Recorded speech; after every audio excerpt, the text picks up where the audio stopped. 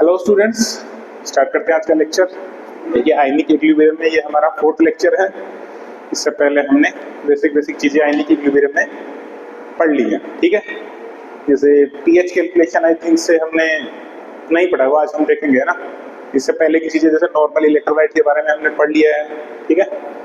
और हमने पीएच के बारे में थोड़ा पढ़ लिया है, ठीक है। पीएच कैसे कैलकुलेट करते हैं, टेम्परेचर का इफेक्ट क्या है पीएच के ऊपर। हमने लास्ट क्लास में एक क्वेश्चन भी किया था कि पीएच कैसे इफेक्ट करता है, मतलब सॉरी टेम्परेचर कैसे इफेक्ट करता है पीएच को, कि टेम्परेचर बढ़ाने से पीएच बढ़ता है घटता है या जो भी होता है, वो हमने लास्ट क्लास में देखा है, ठीक है। तो आज की क्लास में हम स्टार्ट करेंगे के ए वैल्यू ऑफ वाटर, ठीक है। कि जो भी जैसे वाटर का कोई इक्विलिब्रियम कांस्टेंट होता है, ठीक है। मान लो कि मैं वाटर को एसिड ट्रीट कर रहा हूँ, उसके लिए के ए डिफाइन होगा, और अगर मैं वाटर को के बेस ट्रीट कर रहा हूँ तो उसके लिए के बी डिफाइन होगा, ठीक है। तो स्टार्ट करते हैं। के ए वैल्यू ऑफ वाटर, के ए वैल्यू ऑफ, या फिर इसको बोलो के A value for water. Water के लिए के ए वैल्यू, ठीक है। देखो वाटर के अंदर सेल्फ आयनाइजेशन प्रॉपर्टी होती है, ये हमने देखा लास्ट क्लास में। चलो इसी को हम समझ लो कंटिन्यू कर रहे हैं, ठीक है। जैसे मैं ले रहा हूँ H2O लिक्विड फॉर्म में, ये ब्रेक कर रहा है किस किस के अंदर, H+ के अंदर एक्वस फॉर्म में, और एक हो रहा है OH- के अंदर एक्वस फॉर्म में। एट टेम्परेचर कितना, 25 डिग्री सेंटीग्रेड रूम टेम्परेचर होना चाहिए, ठीक है। तो ये स्टेटमेंट मैंने आपको कल भी लिखवाया था, और इसमें मैंने आपको बताया था कि जो H+ की कॉन्सेंट्रेशन होती है रूम टेम्परेचर पर कितनी होती है, 10⁻⁻7 मोलर। कितनी होती है, 10⁻⁻7 मोलर, ठीक है। तो जितनी H+ की कंसेंट्रेशन होगी, क्या उतनी OH- की कंसेंट्रेशन भी होगी, ठीक है। दोनों कोफिशिएंट सेम है तो कंसेंट्रेशन भी सेम होगी। चलो तो इसको हम कंटिन्यू करते हैं आगे। जैसे मैं लिख देता हूँ कि स्टार्ट में इसकी कंसेंट्रेशन मान लेते हैं कि सी होगी, मान लेते हैं। इसकी कंसेंट्रेशन 0 होगी, इसकी 0 होगी, ठीक है। टी इक्विलिब्रियम पे सी में से मान लो ये X टूटा होगा, ये X बना होगा, और ये भी कितना बना होगा, X बना होगा, ठीक है। चलो तो इसके लिए के ए डिफाइन करो। के ए कैसे लिखते थे, concentration of H+ aqueous into concentration of OH- aqueous, ये लिखते थे। डिवाइड बाई क्या होता था, कॉन्सेंट्रेशन ऑफ H2O लिक्विड, ये लिखते थे। चलो तो इसके अंदर वैल्यूज पुट करो। के ए H+, ये क्या है, कॉन्सेंट्रेशन ऑफ H+, ब्रैकेट में लिखता हूँ, मतलब कॉन्सेंट्रेशन ऑफ H+। इक्विलिब्रियम की बात हो रही है, क्योंकि जब के है ना, ये हमेशा डिफाइन होता है एट इक्विलिब्रियम पॉइंट पे ही ये चीज डिफाइन होती है। याद रखें के हमेशा बीच में कहीं डिफाइन नहीं होगा। जब इक्विलिब्रियम आ जाएगा, वैसे आपने केमिकल इक्विलिब्रियम ये चीजें पढ़ी हुई हैं, ठीक है, तो उस पे कंसेंट्रेशन होगी। तो बताओ इक्विलिब्रियम पे कंसेंट्रेशन कितनी है H+ की, X है क्या, तो लिखो X, ठीक है, इनटू इसकी भी कितनी है X, तो लिखो X, divide by concentration of H2O, तो इसकी कितनी है C- X। तो या तो मैं इसको C- X लिख सकता हूँ, या फिर मैं इसको क्या लिख सकता हूँ, मोल अपॉन वॉल्यूम, ये लिख सकता हूँ क्या, मोल, मतलब N of H2O upon volume in litre, ये लिख सकता हूँ। तो क्या बनेगा, ये X² upon mole of H2O, मान लेते हैं कि ये 1 लीटर है, ठीक है, ये तो आपको मानना पड़ेगा। स्टार्ट में मैं 1 लीटर H2O लेके स्टार्ट कर रहा हूँ, ठीक है। तो कितना होगा, गिवन वेट 1000 ग्राम, क्योंकि ml और जिसका वेट है वो तो सेम ही रहेगा, ठीक है। तो given weight upon molecular wait, molecular weight कितना है 80, ये हुआ वैल्यू n का, divided by volume in litre, 1 litre है तो आएगा क्या 1।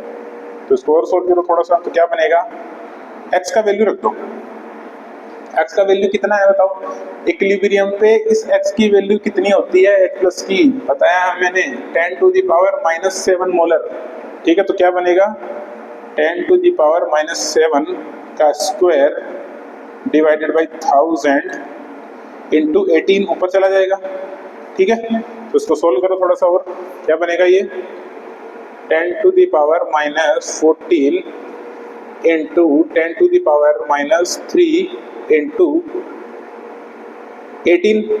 ठीक है, तो ये कितना बना 10 टू द पावर -17 इंटू 18, या फिर मैं इसको क्या लिख सकता हूँ 10 टू द पावर इसको लिख दो 10 टू द पावर -16 इंटू 1.8, या फिर 1.8 को पीछे लिख दो 1.8 into 10 to the power -60, 10 to the power -60। ये क्या है के ए वैल्यू फॉर वाटर, के ए वैल्यू फॉर वाटर, तो ये आपको याद रखना है। ठीक है, याद रखना है, बार बार यूज होगा ये चीज, K A value of water normal condition में टेम्परेचर 25 डिग्री सेंटीग्रेड के ऊपर। ठीक है, चलो अब थोड़ी सी बात कर लेते हैं हम अल्फा के बारे में। ठीक है, अल्फा ऑफ H2O। ठीक है, तो लिखते हैं अल्फा ऑफ H2O। अल्फा क्या होता है, डिग्री ऑफ डिसोसिएशन। ठीक है, फॉर्मूला क्या होता है, रटे नहीं होगी तो आई थिंक याद होगा आपको। इसका फॉर्मूला क्या होता है, कितना हमने लिया था, सॉरी कितना टूटा है डिवाइडेड बाई कितना लिया था, कितना टूटा है डिवाइडेड बाई कितना लिया था। तो कितना टूटा है, x टूटा है क्या, तो x लिख दो ऊपर, कितना टूटा है डिवाइडेड बाई कितना लिया था, कितना लिया था हमने c लिया था। ठीक है, तो मैं लिख देता हूं कुछ तो गड़बड़ किया है क्या, c नहीं कोई दिक्कत नहीं है, c लिया था हमने। ठीक है, तो यहां से मैं x लिख सकता हूं क्या, x कितना आएगा, x तो यहां से लिख सकता हूं, कहां से, यहां से 10 to the power -7 divided by, ये मोल से ध्यान रखना, ये दोनों के दोनों मोल से।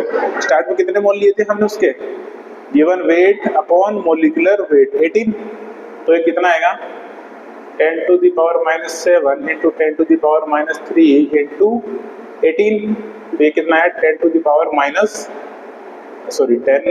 10 टू द पावर -10 इंटू 18, और ये फिर मैं इसको क्या लिख दूं 1.8 इंटू 10 टू द पावर, या फिर ये काम करो इसको ऐसे रहने दो, इसको 18 को नीचे रहने दो, तो थोड़ा सा आपको आइडिया लगेगा, या फिर ऐसे भी कर सकते हो, या फिर एक काम करो इसको ऊपर भेजो, 18 को ऊपर भेज दो, तो इसको नीचे ले आओ 10 to the power 7 into 10 to the power 3, तो कितना बनेगा, ये आएगा 1.8 अपॉन 10 टू द पावर। ठीक है, ये बनेगा। तो इस चीज से मैं आइडिया लगा सकता हूँ, क्या आइडिया लगा सकता हूँ कि वाटर मेरा कितना टूटता होगा रियल लाइफ में। हम बातें तो कर रहे हैं इन सब चीजों की, कि ए वैल्यू निकाल रहे हैं, ठीक है, जो कुछ भी निकाल रहे हैं, पीएच वगैरह निकाल रहे हैं, वाटर की वजह से कितना आता है, तो यहां से आप आइडिया लगा सकते हो। देखो अल्फा क्या है मेरा, डिग्री ऑफ डिसोसिएशन, कि अगर मैं इतने मोलिक्यूल लूंगा 10 टू द पावर 9 मोलिक्यूल लूंगा, तो उनमें से कितने टूटेंगे, ओनली 1.8, या फिर ऐसा ऐसा कह दो इस चीज को कि अगर मैं 10 टू द पावर 9 मोलिक्यूल लूंगा तो उनमें से ओनली 2 मोलिक्यूल ही टूटेंगे। तो इतना कम वाटर सेल्फ आयनाइज होता है अपने से। ठीक है, इसीलिए हम कहते हैं कि वाटर जो है, प्योर वाटर, वो एक गुड कंडक्टर नहीं है, या फिर से बोल दो बैड कंडक्टर बोल दो, या फिर नॉन कंडक्टिव है वाटर। प्योर वाटर जो होता है वो इलेक्ट्रिसिटी के फ्लो करता ही नहीं है। क्यों, रीजन यहाँ से देख सकते हो कि मैं इतने लूंगा तो इसमें से खाली 2 मोलिक्यूल टूटेंगे, 10 टू द पावर 9 मोलिक्यूल लूंगा तो बहुत कम टूट रहे हैं, इसलिए बहुत ही लो कंडक्टिविटी होती है प्योर वाटर। ठीक है, तो इस चीज को आप नोट करें और इन चीजों को थोड़ा सा ध्यान में रखें, जो भी चीजें अभी आपको यहाँ पे बताई गई। लिखिए इसको जल्दी से।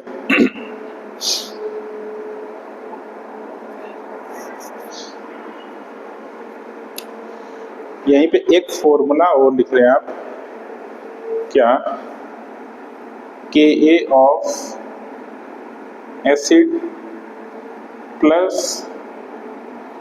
Ka of conjugate base equal to Kw। ये फॉर्मूला आप लिख ले। एसिड है और साथ में उसका क्या है, कॉन्जुगेट बेस। थोड़ा सा एडिट करो उसको, प्लस नहीं आएगा यहाँ पे, मल्टीप्लाई आएगा, ठीक है। या फिर मैं एक और एडिट कर सकता हूँ, उसमें क्या करूँ, लॉग ले लेता हूँ इसका, तो ये क्या बन जाएगा, पी के ए एच ए के लिए प्लस पी के ए माइनस के लिए इक्वल टू पी के डब्ल्यू। ये फॉर्मूला भी याद करो, ठीक है। कोई एसिड है उसका कॉन्जुगेट बेस है, ठीक है, कोई एसिड है और उसका कॉन्जुगेट बेस है। कॉन्जुगेट बेस कैसे पता करते हैं, बताया मैंने, जहां पे एक प्रोटॉन का डिफरेंस हो, दो स्पीशीज के अंदर एक प्रोटॉन का डिफरेंस हो तो वो दोनों species conjugate acid base pair होती हैं, ठीक है, कॉन्जुगेट एसिड बेस पेयर होती है। लिख लो इसको जल्दी से। आगे एक छोटी सी टर्म है, बताता हूं मैं आपको, इसको मिटा देता हूं।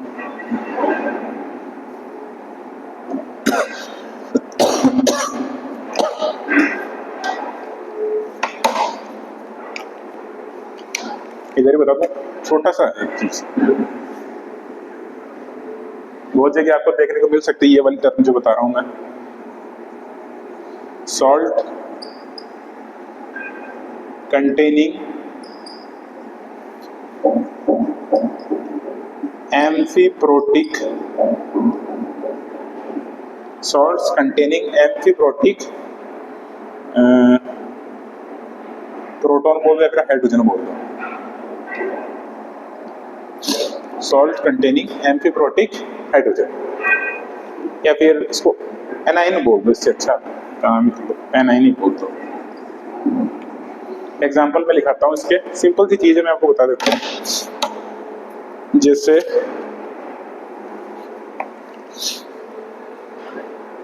मैं लिखता हूँ एक एग्जाम्पल, जैसे लिखता हूँ Na2HPO3। एक एग्जाम्पल लिखता हूँ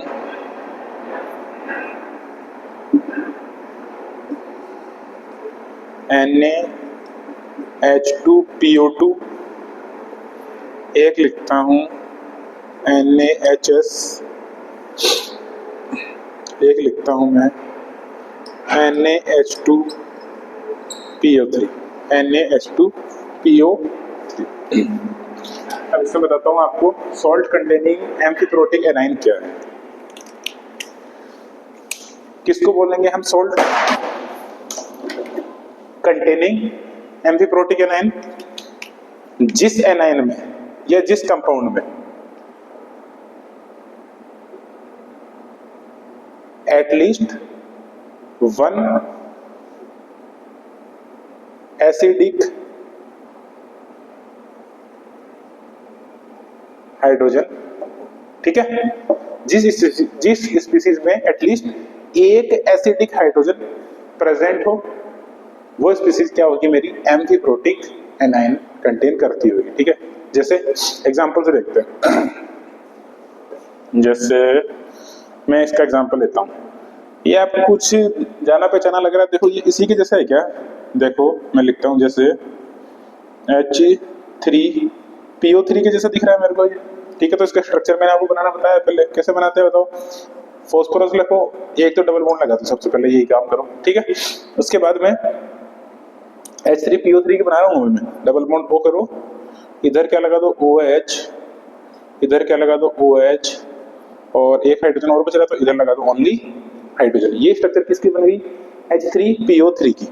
लेकिन मुझे इसकी तो बनानी नहीं है, मुझे किसकी बनानी है, Na2HPO3 की। तो यहाँ पे इस हाइड्रोजन को गायब करो और इधर कनेक्ट कर दो क्या, सोडियम, इधर भी क्या कनेक्ट कर दो, सोडियम। तो बताओ क्या इसके अंदर एक भी एसिडिक हाइड्रोजन प्रेजेंट है क्या? अगर इस स्पीशीज के अंदर OH बॉन्ड होता, इस टाइप का कोई बॉन्ड होता, तो ये वाला हाइड्रोजन मेरा एसिडिक हाइड्रोजन होता, लेकिन ऐसा इसमें कहीं भी प्रेजेंट नहीं है। ये हाइड्रोजन सीधा फॉस्फोरस से कनेक्टेड है, और जो हाइड्रोजन सीधा फॉस्फोरस से कनेक्टेड होता है वो एसिडिक हाइड्रोजन नहीं होता है, ठीक है। उस हाइड्रोजन में जनरली वहां से रिलीज होने की टेंडेंसी नहीं होती, लेकिन अगर वो ऑक्सीजन से कनेक्टेड होता है तो वहां से वो वाला हाइड्रोजन रिलीज हो जाता है, ठीक है। तो यहाँ पे कोई भी एसिडिक हाइड्रोजन प्रेजेंट नहीं है, तो ये वाली स्पीसीज एम्फीप्रोटिक स्पीसीज नहीं होगी। इसमें चेक करते हैं, इसमें चेक करते हैं। देखो सबसे पहले स्ट्रक्चर बनाओ इसका, फिर से देखो इस टाइप की स्ट्रक्चर बनाने का ट्राई करो। इसको मैं क्या लिख सकता हूँ कि H3PO2 टाइप की है कुछ ही, ठीक है। कुछ हाइड्रोजन को सोडियम से रिप्लेस किया गया है, वो देख लेते हैं। पहले इसका स्ट्रक्चर बनाओ, फॉस्फोरस डबल बॉन्ड हो, सबसे पहला काम यही करो। इसके बाद में बनाओ एक OH लगा दो इधर, 2 हाइड्रोजन बच रहा है तो एक हाइड्रोजन इधर, एक हाइड्रोजन इधर। एक सोडियम लगाना है, इसको हटाओ और यहाँ पे कनेक्ट कर दो क्या, सोडियम। क्या इसमें आपको एक भी एसिडिक हाइड्रोजन दिख रहा है क्या? क्या कहीं भी OH टाइप की चीज दिख रही है? नहीं है, तो ये वाला एम्फीप्रोटिक नहीं है। बाकी ये दोनों एम्फीप्रोटिक है। इसमें ये जो है ये हाइड्रोजन रिलीज हो सकता है और इसमें भी प्रेजेंट है। जैसे इसका स्ट्रक्चर बना के बताऊंगा आपको मैं, देखो बना ही देता हूं मैं। डबल बॉन्ड O और एक तरफ क्या होगा ONA और एक तरफ क्या होगा OH और एक तरफ क्या होगा H। ये स्ट्रक्चर इसकी बनेगी। ये बनेगी क्या, फॉस्फोरस, 3 ऑक्सीजन है इसके पास, 2 हाइड्रोजन है, 1 सोडियम है, ठीक है। ये स्ट्रक्चर बनेगी। तो यहाँ पे ये वाला जो हाइड्रोजन है, ठीक है, दिख रहा है OH वाला जो हाइड्रोजन है, यहाँ से ये हाइड्रोजन रिलीज हो सकता है, ठीक है। तो ये वाली मेरी एम्फीप्रोटिक स्पीसीज होगी। सिंपल सी बात है, जहां पे मेरा एटलीस्ट एक एसिडिक हाइड्रोजन प्रेजेंट है वो वाली स्पीसीज मेरी कौन सी होगी, एम्फीप्रोटिक स्पीसीज होगी। नोट करें इसको जल्दी से आप।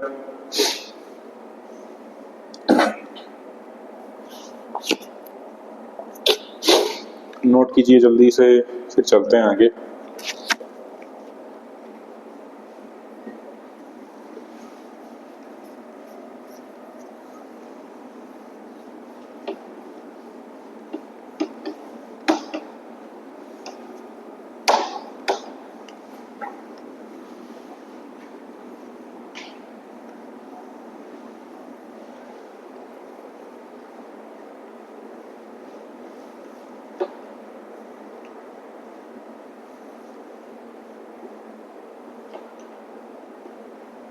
हो गया,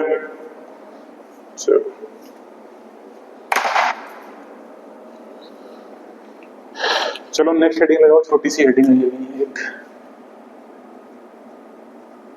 लेवलिंग इफेक्ट। लेवलिंग इफेक्ट क्या होता है इसको समझें आप। लेवलिंग इफेक्ट, ठीक है। जैसे मेरे पास HCl है, इसको अगर मैं वाटर में डालता हूँ, किसमें, वाटर में, तो किस किस में ब्रेक होगा, H प्लस में प्लस Cl माइनस में, ठीक है। मेरे पास HBr है, इसको मैं वाटर में डालता हूँ तो किस में ब्रेक होगा, H प्लस में प्लस Br माइनस में, ठीक है। मेरे पास HI है, इसको अगर मैं वाटर में डालता हूँ तो किस में ब्रेक होगा, H प्लस में प्लस I माइनस, ठीक है। इसमें ये ब्रेक होंगे। अब मैं आपसे पूछता हूं, क्या आप यहां पे HCl, HBr और HI की एसिडिक या फिर बेसिक स्ट्रेंथ का कंपैरिजन कर सकते हैं क्या? एसिडिक ले लो, बेसिक छोड़ो। क्या आप HCl, HBr, HI की एसिडिक स्ट्रेंथ का कंपैरिजन कर सकते हैं क्या इसको देख के? नहीं कर सकते। क्यों नहीं कर सकते? क्योंकि यहाँ पे जो रिलीज होने वाला H प्लस है, ठीक है, यहाँ पे जो रिलीज होने वाला H प्लस है ये उतना ही है जितना यहाँ है, उतना ही है जितना यहाँ। अगर मान लो इसकी मैं 1 मोलर कंसेंट्रेशन लेता तो हाइड्रोजन कितना बनता, 1 m ही बनता, बट Cl माइनस भी कितना बनता, 1 m ही बनता। ये भी कितना है, 1 m, ये भी कितना है, 1 m।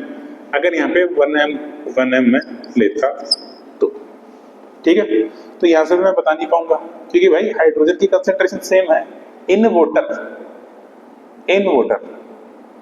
ठीक है, वाटर के अंदर इन तीनों की मैं एसिडिक स्ट्रेंथ में डिफरेंशिएट नहीं कर पाऊंगा, इसीलिए जो वाटर होगा, इसीलिए जो वाटर होगा, water is levelling, levelling double आएगा, levelling, water is levelling solvent. ठीक है, इन सब के लिए वाटर क्या है मेरा, लेवलिंग सॉल्वेंट होगा, क्योंकि यहाँ पे मैं इनकी एसिडिक स्ट्रेंथ का कंपेयर नहीं कर पाऊंगा। तो अब क्वेश्चन आता है कैसे करें, कैसे करें? इसके लिए मुझे यूज करना पड़ेगा एक वीक बेस। ठीक है, जैसे मैं लेता हूं HCl, इसको डिसोल्व करूंगा किसमें, RCOH ले लो, कार्बोक्सिलिक एसिड। ठीक है, एक वीक बेस है, ध्यान रखना, ये क्या है, एक वीक बेस। कंपेयर टू किसके कंपेयर में weak base, weak base compare to water, water के कंपेयर में ये एक वीक बेस है। तो क्या होगा इसमें, RCOH2 प्लस एक हाइड्रोजन ये गेन कर लेगा और Cl माइनस बना लेगा। तो यहां से मैं बता सकता हूं कि कौन सा मेरा स्ट्रॉन्ग एसिड है और कौन सा मेरा एक वीक बेस है। इसके लिए मैं यूज करना पड़ेगा क्या, एक वीक बेस मुझे यूज करना पड़ेगा। ठीक है, तो इसके लिए एक ऑर्डर होता है, वो ऑर्डर आप याद रखें, मैं लिख देता हूं, एक ऑर्डर है जैसे HClO4, फिर आएगा HI, HBr, HCl, HNO3, H3PO4, HCOOH, फिर क्या आएगा, HCOOH हो गया, फिर CH3COH, फिर आएगा मेरा HCN। ठीक है, तो H3PO4 यहां से लेके ये जो एसिड है, ये सारे के सारे मेरे वीक एसिड होंगे, कंपैरेटिवली वीक एसिड होंगे इनके कंपेयर में। ये वाले सारे मेरे क्या होंगे, एक स्ट्रॉन्ग एसिड होंगे। तो ये वाली चीज आप याद करें, इंपॉर्टेंट है। HClO4, HI, HBr, HCl, HNO3। ठीक है, स्ट्रॉन्ग एसिड होंगे, H3PO4, HCOOH, CH3COOH और HCl, ये क्या होंगे, कंपैरेटिवली वीक एसिड होंगे। तो ये चीज आप याद करें। ठीक है, समझ गए लेवलिंग सॉल्वेंट क्या है, ऐसा सॉल्वेंट जिसमें मैं कोई भी एसिड या फिर बेस, उसकी एसिडिक स्ट्रेंथ या फिर बेसिक स्ट्रेंथ का कंपैरिजन ना कर पाऊं, उसको मैं क्या बोलता हूं, उस सॉल्वेंट को क्या बोलता हूं, लेवलिंग सॉल्वेंट। जैसे HCl, HBr, HI के लिए लेवलिंग सॉल्वेंट क्या होगा मेरा, वाटर। सिंपल है। चलो, तो ये हो गया।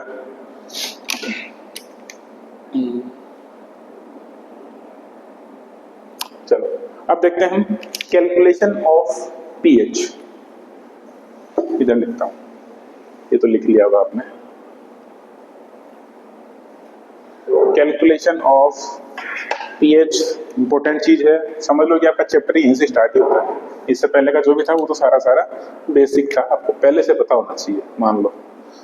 अब जो पढ़ेंगे वो आएगा रियल चैप्टर, इसीलिए बहुत से बच्चों को आइनिक इक्विलिब्रियम थोड़ा सा टफ चैप्टर भी लगता है, एक्चुअल में टफ है नहीं। इसमें क्या है कि थोड़े से केसेस ज्यादा बनते हैं, तो वो थोड़ा सा आप तरीके से इनको डिवाइड करके रखोगे ना कि ये चीज ये है, ये चीज ये है, मिक्स मत करो किसी चीज को, मिक्स करोगे तो गड़बड़ है। ठीक है, मिक्स ना होने दे, इनको आप डिफरेंशिएट करके रखें कि ये वाला केस उसका है, वो वाला केस उसका है, तो बड़ा इजी चैप्टर है आपके। ठीक है, चलो तो स्टार्ट करते हैं हम पीएच कैलकुलेशन, या फिर calculation of pH, calculation of pH. ठीक है, जैसे मेरे पास भी स्ट्रॉन्ग एसिड्स वगैरह है कुछ,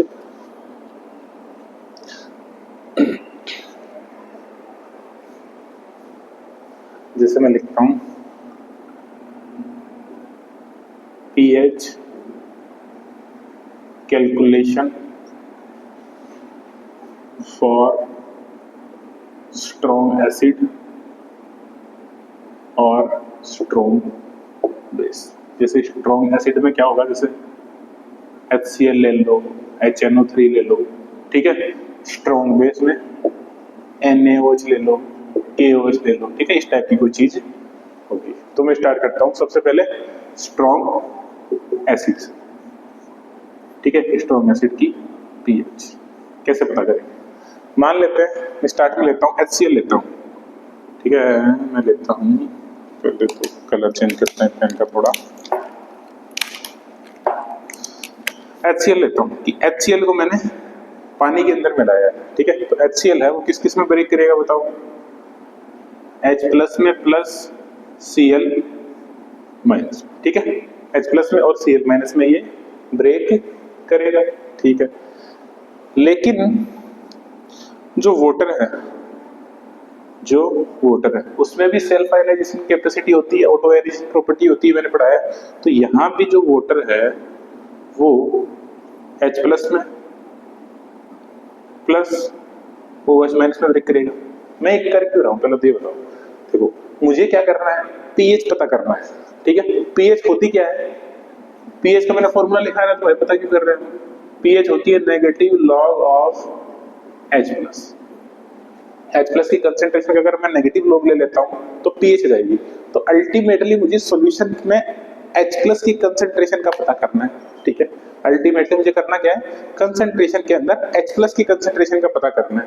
तो भाई मैं HCl में लाया हूं पानी के अंदर, तो इससे भी कुछ H+ निकलेगा और पानी भी कुछ H+ देगा, ठीक है। पानी भी कुछ H+ देगा। अब कितना देगा वो देखते हैं। मान लेते हैं कि स्टार्ट में मैं HCl की C कंसेंट्रेशन ले आऊंगा, C कंसेंट्रेशन ले आऊंगा, ठीक है। तो C में से मान लेते हैं X टूटा होगा, तो ये X बना होगा और ये भी X बना होगा, ठीक है। या फिर आप एक काम कर लो, इन सबको हटाओ, सीधा मान लो कि इक्विलिब्रियम पे ये C कंसेंट्रेशन रही होगी, इसकी C कंसेंट्रेशन रही होगी, ठीक है। इक्विलिब्रियम पे इसकी X कंसेंट्रेशन रही होगी और इसकी भी क्या कंसेंट्रेशन रही होगी, X concentration at equilibrium,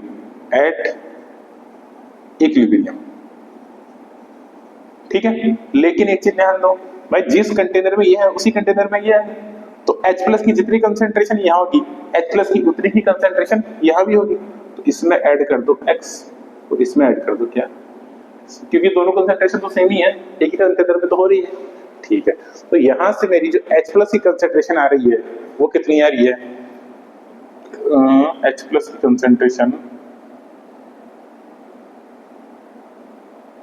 concentration of H+ वो कितनी आएगी, X+C आएगी क्या। लेकिन इसमें लगता है कुछ गड़बड़ हुआ है।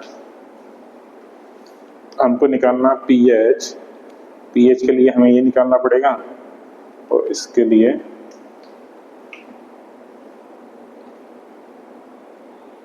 एक मिनट, शायद कुछ गड़बड़ हुआ है।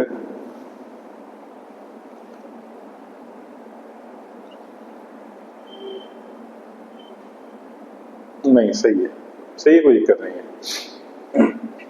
आगे चलते हैं। आगे मुझे एक चीज बताओ, KW की वैल्यू पढ़ाइए। देखो ये सब कुछ जो चीजें हो रही हैं 25 डिग्री सेंटीग्रेड पे हो रही है, कंफ्यूज ना हो, ठीक है।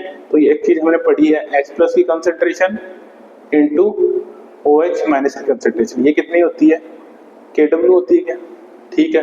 H+ की कंसेंट्रेशन क्या है, ये है, यही है, ये ले लो चाहे ये ले लो, एक ही बात है। X+C, OH माइनस की क्या है X, इक्वल टू कितना आएगा 10 टू द पावर, KW कितना होता है 25 डिग्री सेंटीग्रेड पे 10 टू द पावर -14 होता है। अब कई बच्चों को डाउट आएगा, क्या आएगा कि भाई H2O की कंसेंट्रेशन 25 डिग्री सेंटीग्रेड पे होती है 10 टू द पावर -7। बिल्कुल भाई होती है, क्यों नहीं होगी, होती है। लेकिन आपको एक चीज समझनी पड़ेगी कि जो मैं वाटर ले रहा हूं उसमें मैं क्या ऐड कर रहा हूं, स्ट्रॉन्ग एसिड ऐड कर रहा हूं, स्ट्रॉन्ग एसिड। तो भाई स्ट्रॉन्ग एसिड वाले H+ के सामने वाटर वाले H+ की नहीं चलेगी यहाँ पे, क्योंकि स्ट्रॉन्ग एसिड का जो H+ है उसकी कंसेंट्रेशन बहुत ज्यादा होगी H+ वाले H2O वाले H+ के सामने। इसलिए अब ये लिख के इसको काट दो, थोड़ा सा समझ में आए कि भाई ये वाला इसके कंपेयर में बहुत कम है, मतलब H प्लस जो वाटर से H प्लस आ रहा है वो तो बहुत कम होगा ना, क्योंकि ऊपर में क्या डाल रहा हूँ, स्ट्रॉन्ग एसिड डाल रहा हूँ, तो स्ट्रॉन्ग एसिड में ऑब्वियस सी बात है H प्लस की कंसेंट्रेशन ज्यादा होगी, इसलिए मैंने X प्लस सी लिया है। ठीक है, यहाँ से सोल्व करो इसको। ये क्या बनेगा, x square plus c x minus 10 to the power 14 equal to 0। मुझे क्या निकालना है, मुझे निकालना क्या है, एक्स प्लस सी का वैल्यू निकालना है क्या। लेकिन मान लो रुको मुझे निकालना क्या है, एक्स का वैल्यू निकालना है। ठीक है, एक्स का वैल्यू निकालना तो करो, फॉर्मूला लगाओ, minus c plus root c square minus 4 into a into c, तो प्लस हो जाएगा 10 to the power minus 14 divided by 2 into 1। तो यहाँ से ये वाली क्वाड्रेटिक आपको सॉल्व करनी पड़ेगी x पता करने के लिए, x पता करने के लिए। ठीक है, ये वाली इक्वेशन तो आपको सॉल्व करनी ही पड़ेगी x को पता करने के लिए। ठीक है, इसमें कोई आप नहीं कर सकते, लेकिन हम कुछ अप्रोक्सीमेट कर सकते हैं, अप्रोक्सीमेशन कर सकते हैं कि भाई हर बार इस क्वाड्रेटिक को सोल्व करना थोड़ा सा टफ काम है मेरे लिए। ठीक है, थोड़ा सा टफ काम है, तो मैं क्या करूंगा, कुछ अप्रोक्सीमेशन करूंगा। ठीक है, कुछ अप्रोक्सीमेशन करूंगा। वो अप्रोक्सीमेशन क्या करूंगा, देखो जब कुछ रेंज है, वो रेंज में आपको लिख देता हूं।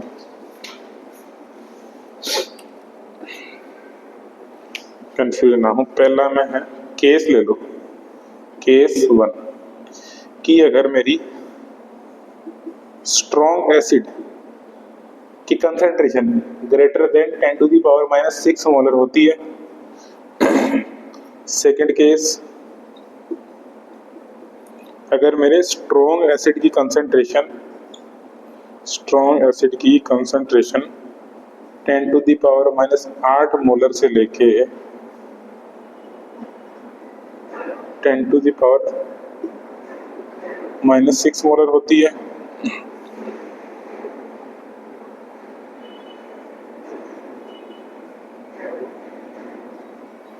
और थर्ड है मेरी स्ट्रॉन्ग एसिड की concentration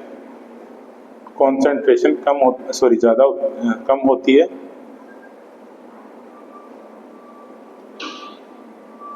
10 to the power minus 8 molar से। तो देखो ये 3 केस है, 3 केस तो मैं आपको डिटेल में बता देता हूँ थोड़ा सा, ये 3 केस क्या क्या है। पहला केस, जो स्ट्रॉन्ग एसिड की कंसेंट्रेशन है, ठीक है, स्ट्रॉन्ग एसिड की कंसेंट्रेशन अगर 10 टू द पावर माइनस 6 से ज्यादा होती है, 10 टू द पावर माइनस 6 से ज्यादा होती है, तो वहां पे ये जो वाटर वाला H प्लस है, ठीक है, ये क्या है, H प्लस फ्रॉम वाटर, इसको इग्नोर कर दो, इसका फर्क नहीं पड़ेगा फिर, क्योंकि भाई वहां पे स्ट्रॉन्ग एसिड की कंसेंट्रेशन ज्यादा हो चुकी है। ठीक है, स्ट्रॉन्ग एसिड की कंसेंट्रेशन ज्यादा हो चुकी है, तो इस एक्स का कुछ फर्क नहीं पड़ेगा। अगले केस में बात करो, केस 2 में अगर स्ट्रॉन्ग एसिड की concentration 10 to the power minus 8 से लेकर 10 टू द पावर माइनस 6 के बीच है, तो यहाँ पे जो H प्लस की कंसेंट्रेशन है स्ट्रॉन्ग एसिड की, वो वाटर के कंपेरेबल है। ठीक है, नॉर्मल केस में वाटर कितना देता है, 10 टू द पावर माइनस 7 देता है, और यहाँ पे रेंज भी उसी के आसपास है, तो भाई यहाँ पे हम इसको इग्नोर नहीं कर सकते, तो यहाँ पे वाटर कांट इग्नोर्ड। ठीक है, यहाँ से वाटर को हम इग्नोर नहीं कर सकते हैं। केस 3 की बात करूं, अगर मान लो स्ट्रॉन्ग एसिड की concentration 10 to the power minus 8 से भी कम है, ठीक है, बहुत कम है, मान लो कि मैं एक ड्रम भर लिया हूँ पानी का और उसमें खाली एक बूंद डाल रहा हूँ स्ट्रॉन्ग एसिड की, तो कुछ फर्क थोड़ी पड़ेगा, वो जितनी पीएच है उतनी ही रहेगी। ठीक है, तो यहाँ पे जो मेरी पीएच का लेवल है वो ऑलमोस्ट बराबर होगा 7, ऑलमोस्ट बराबर होगा किसके, 7 के। ठीक है, तो चलो कुछ क्वेश्चंस हम कर लेते हैं, 3-4 क्वेश्चन करेंगे इस क्लास में, बेटा तो उस चीज को आप ध्यान में रखें, उसी से सॉल्व होंगे क्वेश्चन।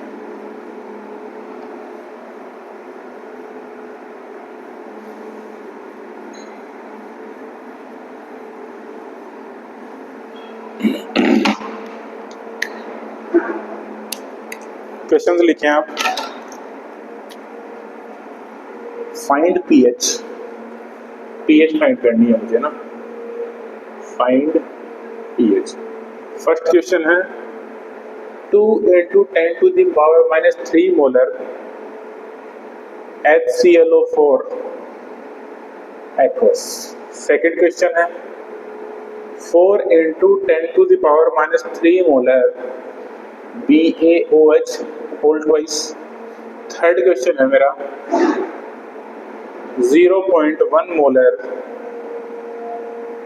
H2SO4 aqueous। ठीक है, चलो तो इनमें आप सॉल्व करें, पीएच पता लगाएं कि कितनी है इनकी पीएच। हो गया, चलो मैं करता हूं सॉल्व। क्वेश्चन नंबर 1 करता हूं। देखो क्वेश्चन नंबर 1, कितनी कंसंट्रेशन है एसिड की? 2 × 10⁻³ 2 × 10⁻³ तो भाई स्ट्रॉन्ग एसिड है, उसकी कंसंट्रेशन इससे ज्यादा है, तो वाटर से आने वाले H+ को मैं इग्नोर कर सकता हूँ, बिल्कुल कर सकता हूँ। तो सिंपल है, तो जो HClO4 है वो ब्रेक किसमें करेगा? 100% ब्रेक करेगा क्योंकि स्ट्रॉन्ग है। ठीक है, H+ में प्लस ClO4 माइनस में। ठीक है, इसकी कंसंट्रेशन कितनी है? 2 × 10⁻³ तो इक्विलिब्रियम पे ये कितना बनेगा? 2 × 10⁻³ और ये भी कितना बनेगा? 2 × 10⁻³ 100% टूटेगा, स्ट्रॉन्ग है इसलिए। तो H+ की कंसंट्रेशन कितनी है? इतनी। तो इसको रख दो। पीएच क्या होता है फॉर्मूला? नेगेटिव लॉग ऑफ ये वाला H+ की कंसंट्रेशन कितनी है? 2 × 10⁻³ तो इसको सोल्व कर लो। नेगेटिव लॉग ऑफ 2 और इधर क्या हो जाएगा? पॉजिटिव 3 आएगा क्या ये? तो 3 माइनस लॉग 2 की वैल्यू कितनी होती है? 0.3 होती है आई थिंक से, तो कितना आएगा? 2.7 आंसर। ठीक है, क्वेश्चन नंबर 2 करो। क्वेश्चन नंबर 2, क्वेश्चन नंबर 2 में भी तो सेम सी चीज है। देखो देखो कैसे होगा क्वेश्चन नंबर 2। मुझे पीएच निकालनी है, कैसे निकालूंगा पीएच? देखो BaOH का होल ट्वाइस कैसे ब्रेक करेगा? देखो हर बार मैं ब्रेक करना नहीं बताऊंगा आपको, ये आपको खुद को समझना पड़ेगा। एक इसमें टूटेगा Ba+2 में प्लस 2OH माइनस में टूटेगा। ठीक है, तो स्ट्रॉन्ग है, स्ट्रॉन्ग बेस है, तो इसका जितना कंसंट्रेशन होगा इक्विलिब्रियम पे उतना ही इनका कंसंट्रेशन बनेगा। तो इसका कंसंट्रेशन कितना बनेगा भाई बताओ? 4 × 10⁻³ मोलर बनेगा। इसका कितना बनेगा? देखो तो 2 × 4 × 10⁻³ इतना बनेगा। दिख रहा है अच्छे से? बिल्कुल, क्योंकि 2 टाइम्स है ना। ठीक है, तो यहां से मैं क्या निकाल सकता हूँ? POH निकाल सकता हूँ क्या? पीएच तो निकलेगी नहीं, यहाँ पे POH निकलेगी क्योंकि OH है। ठीक है, तो POH क्या होगा? Negative log of OH minus concentration. तो सॉल्व कर लो इसको जल्दी से। क्या होगा? Negative log of OH minus की कंसंट्रेशन ये वाली कितने हैं? 8 × 10⁻³ तो क्या होगा भाई? ये नेगेटिव लॉग ऑफ 2 × 4 और ये कितना बनेगा? सही कर रहा हूँ क्या मैं? ठीक है, ये कितना बनेगा? +3 बनेगा। तो कितना बना? ये पूरा नेगेटिव बन है। 3 माइनस log 2 की वैल्यू कितनी होती है? 0.3 होती है क्या? और माइनस ये कितना होगा? 2 × 0.3 तो कितना बना? 3 माइनस ये कितना होगा? 6 और 0.9 तो आंसर कितना आएगा? 2.5। ठीक है, इसका आंसर चेक कर लूंगा एक बार, आंसर चेक कर लूं क्या? 2.1। ठीक है, तो ये क्या आया मेरे पास? POH आया, POH आया, लेकिन मुझे निकालना क्या है? पीएच। पीएच क्या होगा? 14 माइनस POH के फॉर्मूला होता है, तो 14 माइनस 2.1 तो ये कितना बनेगा? 11.9 तो फर्स्ट का आंसर आएगा 2.7, सेकंड का आएगा 11. आई बात समझ में? थर्ड देख लो जल्दी से। Third 0.1 molar H2SO4। ठीक है, H2 अब देखो सीधा लिखूंगा भाई, अब मैं नहीं लिखूंगा, बहुत हो गया, मैं पूरा नहीं लिखूंगा। ठीक है, तो पीएच क्या होगा? Negative log of concentration of H plus की कंसेंट्रेशन कितनी होगी 2 इंटू 0.1 0.1 नहीं होगी, 2 हाइड्रोजन है तो 2 होगा। ठीक है, तो इसको सोल्व कर लो। pH कितना होगा नेगेटिव log ऑफ 0.2, तो ये कितना है pH equal to minus log, इसको लिख दो आप 2 इंटू 10 टू द पावर -1 लिख दो क्या? ठीक है, तो ये क्या आएगा माइनस 0.3 और इधर क्या आएगा +1 आएगा क्या? ठीक है, तो कितना आएगा ये 0.7। आंसर कितना आएगा इसका 0.7। चेक कर लो क्या एक बार? बिल्कुल सही आंसर अपना 0.7। और आना भी चाहिए, कितना कम pH क्यों आना चाहिए भाई? H2SO4 है, बहुत ज्यादा स्ट्रॉन्ग एसिड है, pH एकदम से ड्रॉप कर जाएगा। ठीक है, तो ये तो था आज बस जनरल pH कैसे निकालते हैं, ठीक है, फॉर्मूला कैसे अप्लाई करते हैं, उनमें से कोई हाइड्रोजन डबल है या OH माइनस डबल है तो उसकी कंसेंट्रेशन को कैसे हम काउंटर बैलेंस करते हैं। ठीक है, फर्दर हम अगले लेक्चर में pH कैलकुलेशन को आगे और पढ़ेंगे। तब तक के लिए थैंक यू।